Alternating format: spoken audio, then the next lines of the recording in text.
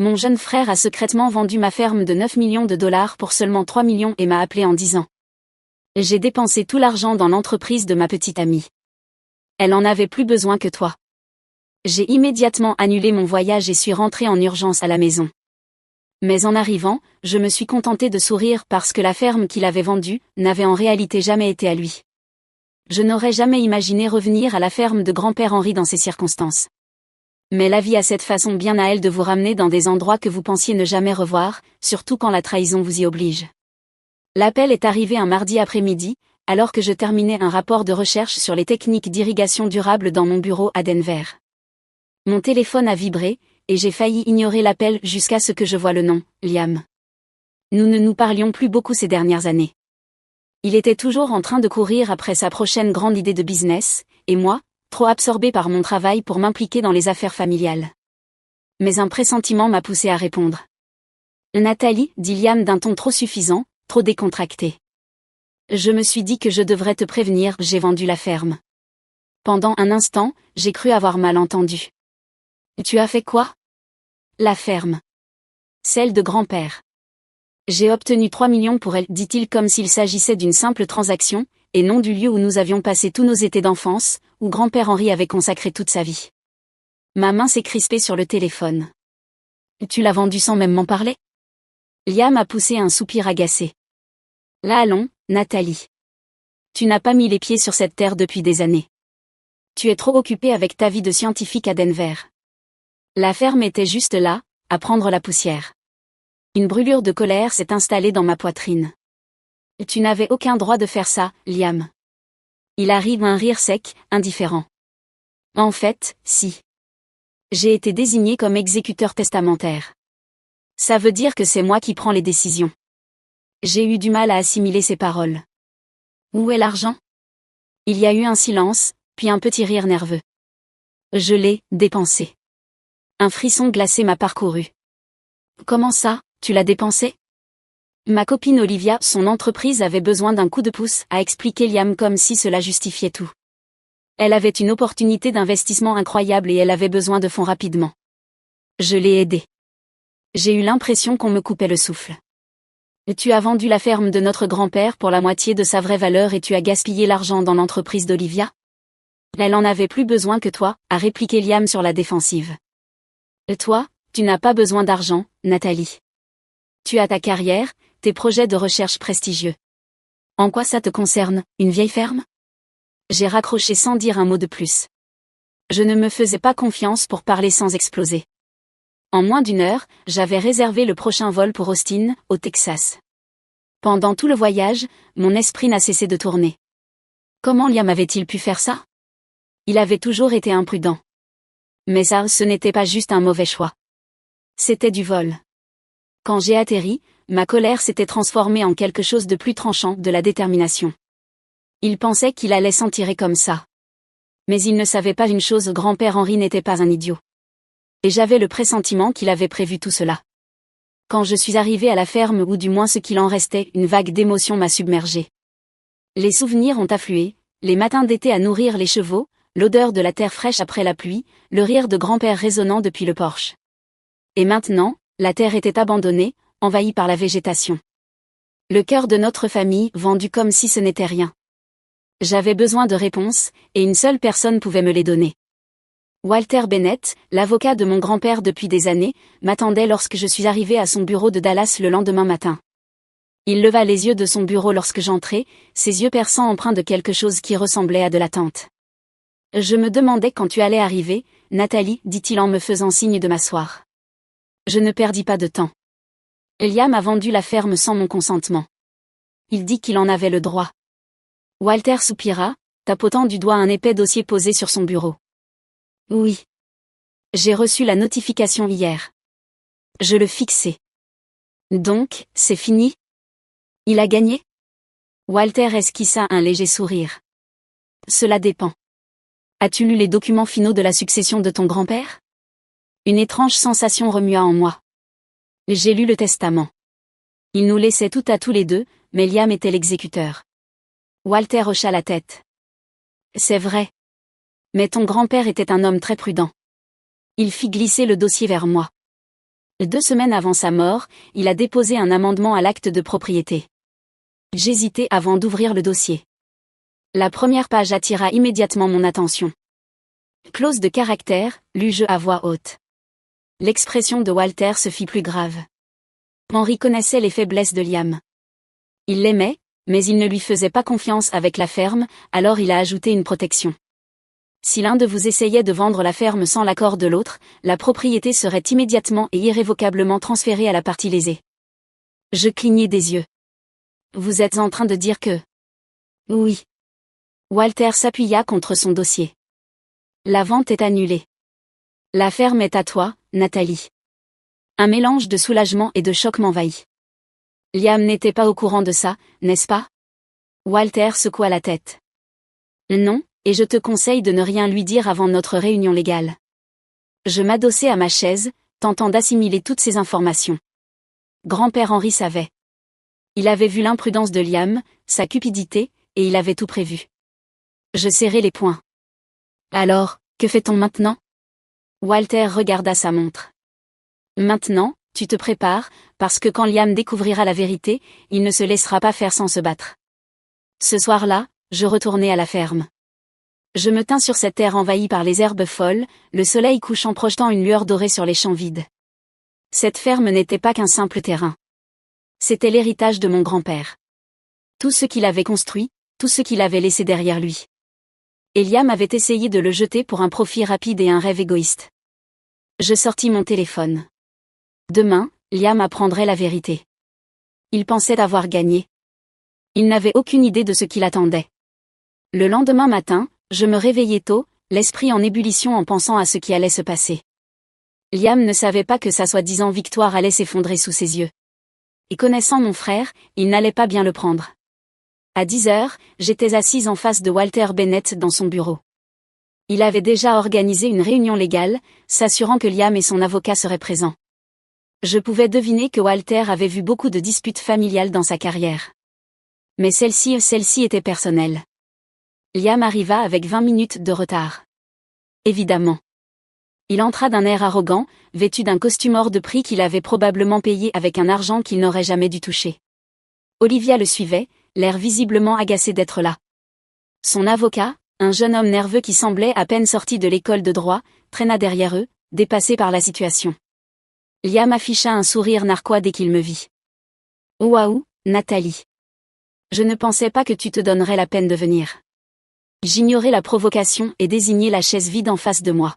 « Assieds-toi. » Liam s'y laissa tomber avec un soupir exagéré.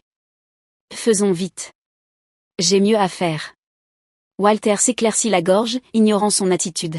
« Liam, je suppose que tu es conscient que Nathalie a des préoccupations concernant la vente de la ferme de ton grand-père ?» Liam roula des yeux et s'appuya contre le dossier de sa chaise. « On a déjà réglé ça. J'étais l'exécuteur. J'avais tout à fait le droit de vendre la propriété. » Walter fit glisser un document sur la table.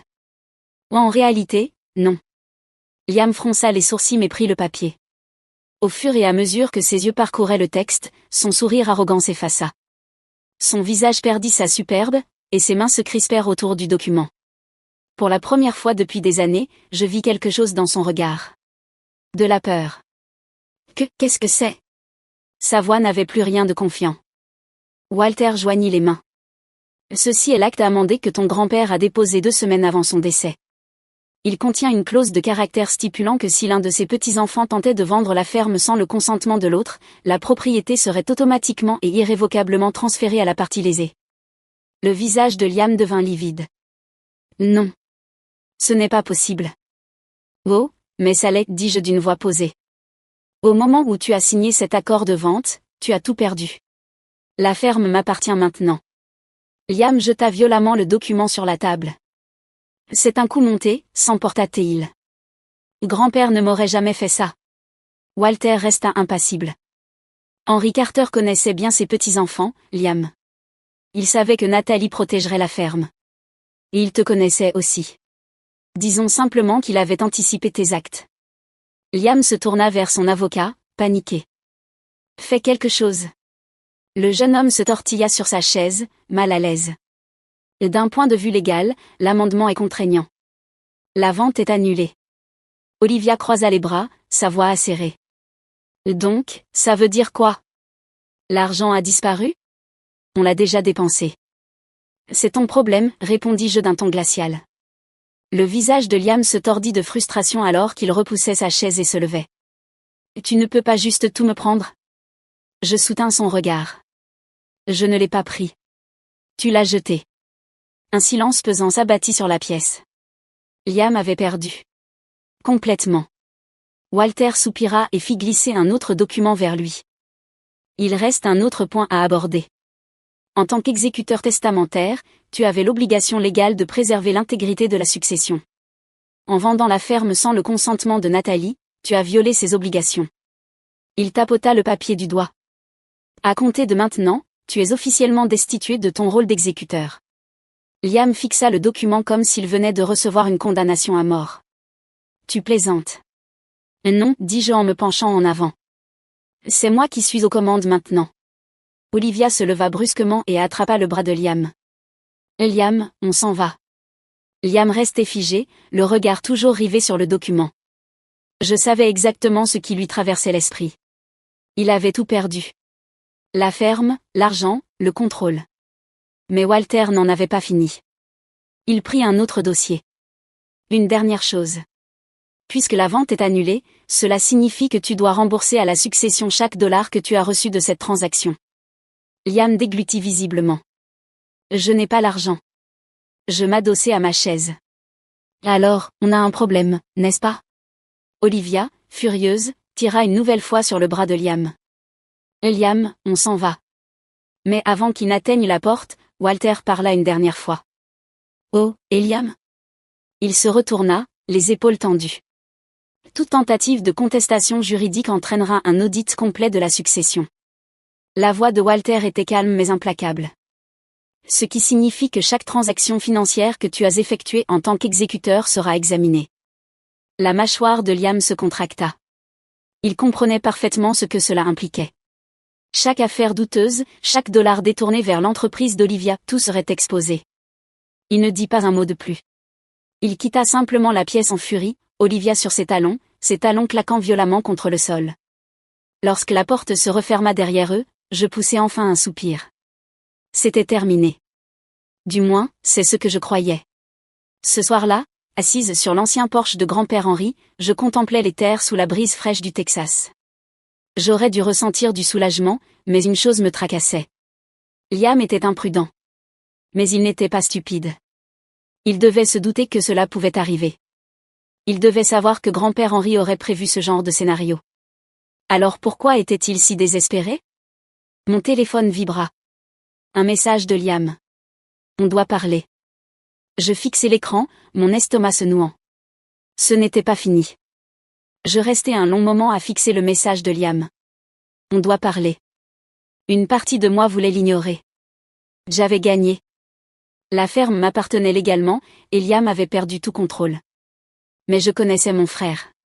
Il ne s'en allait jamais sans un plan de secours. Finalement, je répondis. Retrouve-moi à la ferme. Dans 1 heure. Lorsque j'arrivai, le ciel s'était assombri, et l'air portait cette odeur de terre humide, celle qui précède toujours une tempête. La terre s'étendait devant moi, les clôtures toujours brisées, les cultures envahies par les mauvaises herbes. Cet endroit avait été abandonné bien trop longtemps.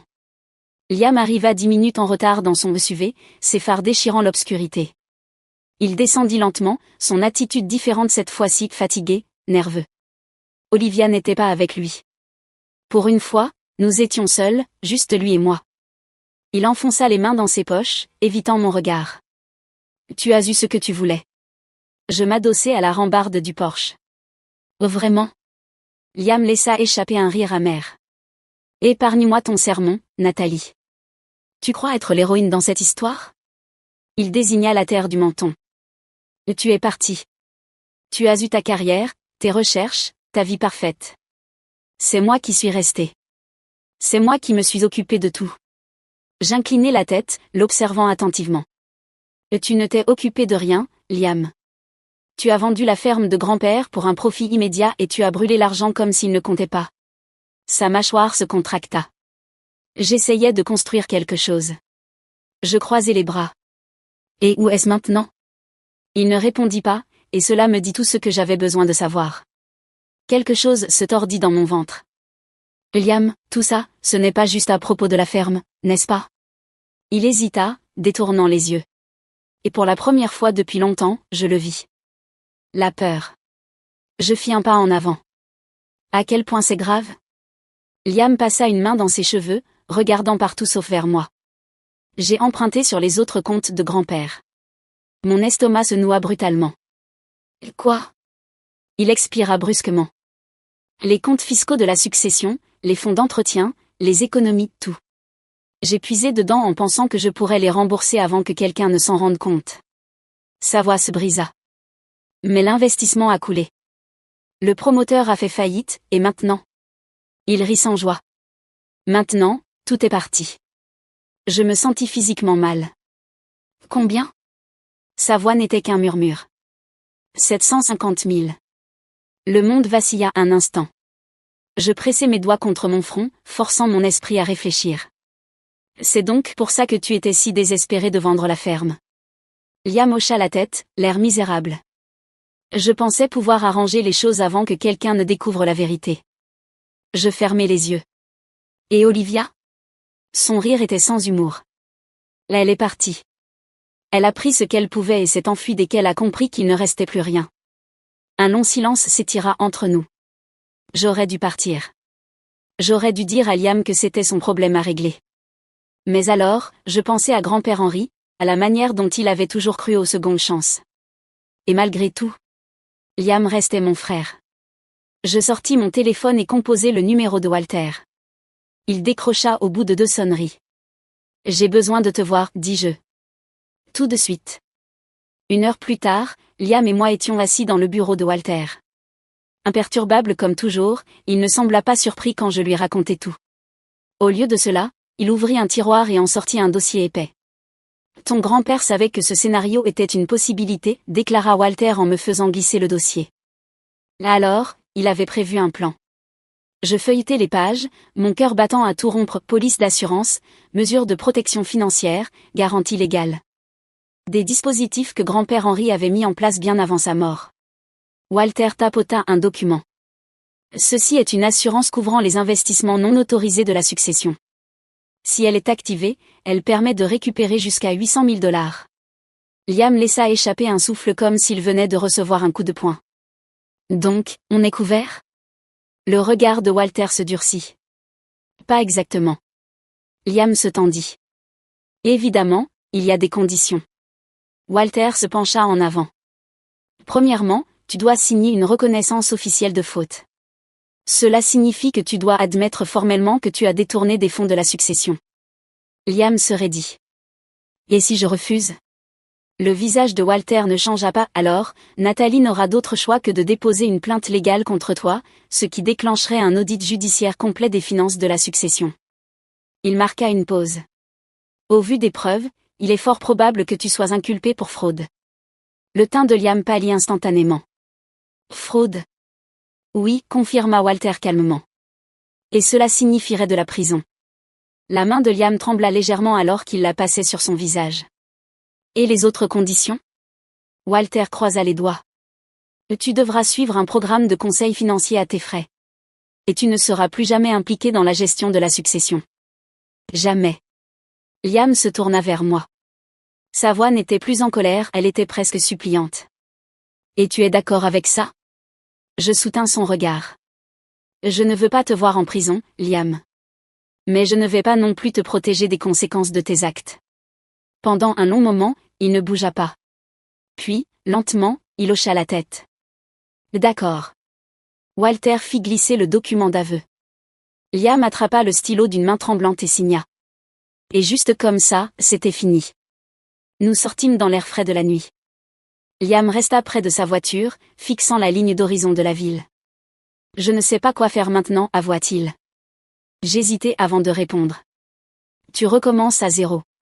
Liam laissa échapper un rire faible. Comment? Je soupirai, l'observant, ce frère avec qui j'avais grandi, celui qui s'était perdu en poursuivant les mauvaises choses.